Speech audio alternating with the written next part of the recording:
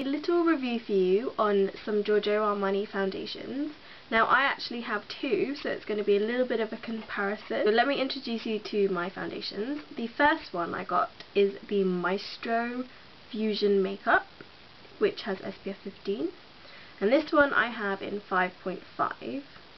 The other one I have is the Luminous Silk Foundation, and this is in 6.5, and I believe there is no SPF in this. Both these have glass bottles, and they have that sort of, it's not smooth glass, it's sort of that matte feel to them. They both have different dispensers. This one has a little pipette, so you open up, unscrew it like this, and then you've got the little pipette which sort of squeezes out the foundation, like so. And then this one has a little pump, which is easy for dispensing. You just pump it onto your hand, one or two, and you can even do like a little mini pump, like half a pump, so you can choose the right amount of foundation that you need. First of all, let's go with the price. Now I've just looked on the website, on the Giorgio Armani official website, and for the UK prices, the Maestro one is £38. Now I'm sure I didn't pay £38 when I bought this, and it was a new product. It was probably the beginning of this year, so I'm not too sure why that one is £38 now, but there we go.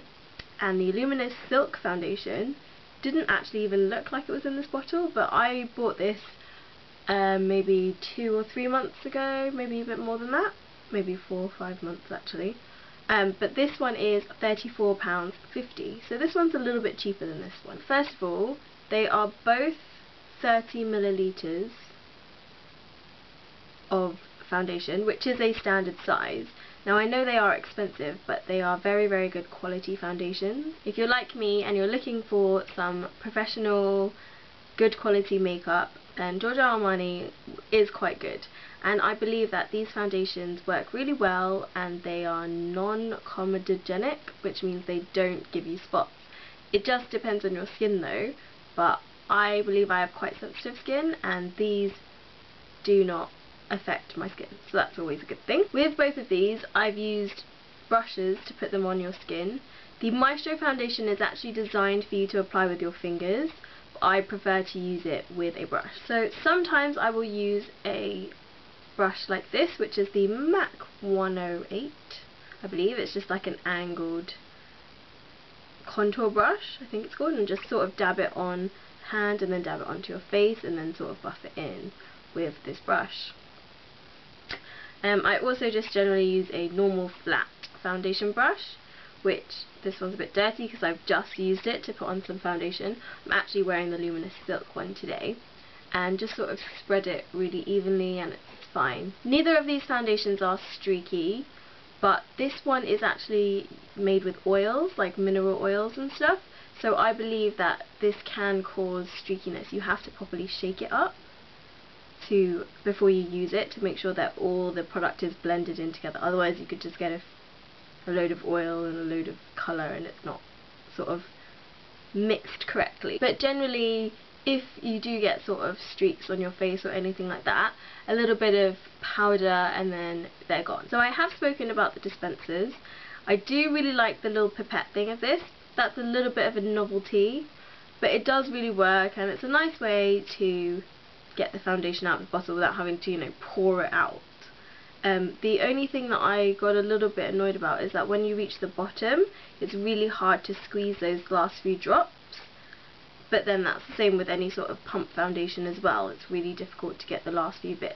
This one is a bit more liquid than this one in terms of viscosity. I bought this one before I went on holiday, so I had asked for something that would suit me when I was tan, but that also I could get away when I wasn't quite as tan, because I knew I was going to a hot place and I only wanted to take one foundation because I didn't really want to carry a lot of stuff with me.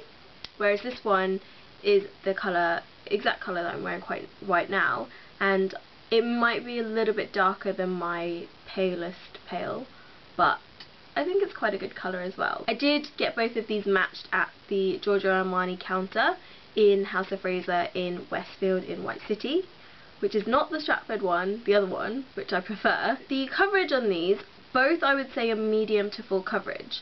They're both medium coverage because you can put them on and they will cover your skin, but you can put on a lighter layer and build up to your desired coverage. So for example, if you have good skin, you'd only need a very small amount of either of these foundations to apply to your face.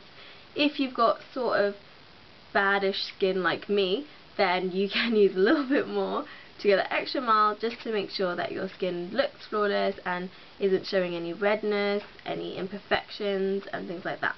But in terms of SPF, this one has SPF 15 and this one has no SPF. So if you are using this makeup as a sort of in a photography situation, for example if you're going to a wedding or anywhere that you're going to be photographed a lot, for example on a night out, you may not need the SPF because if it's at night time there is no sun. Any sort of SPF in your foundation or makeup or anything, just like your moisturizer generally, can give a sort of white reflection in any flashes that go off when taking pictures. So I would say that both of these foundations do last a good 8 to 10 hours on the skin, and that's good enough for me for a whole day at work and to not worry about my makeup. I don't ever really need to touch up and stuff. After moisturizing in the morning, I do prime my face, then apply foundation, then apply powder, then blush and mascara or whatever, and then I set it with Urban Decay's setting spray.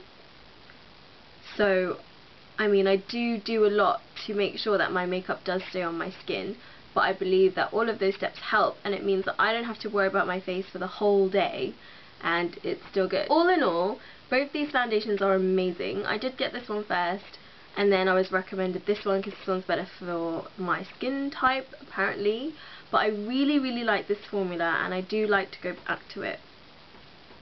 And this one's actually run out, so I'm gonna go back and get a new bottle of this as soon as I can, even though it's more expensive. I do really like it a bit more than I like this one. Both of these are great. If I was to pick only one for the majority of people, I would pick the Luminous Silk, just because this has an oil base and I think that it could react with a lot of people's skin, especially if you're like an oily skin person or if you have very sensitive skin and a lot of different types of products can irritate your skin, then maybe this isn't the one for you. But I do really like the oil base. Now when I first heard it I was like, what is this oil base thing, like how is that even going to help?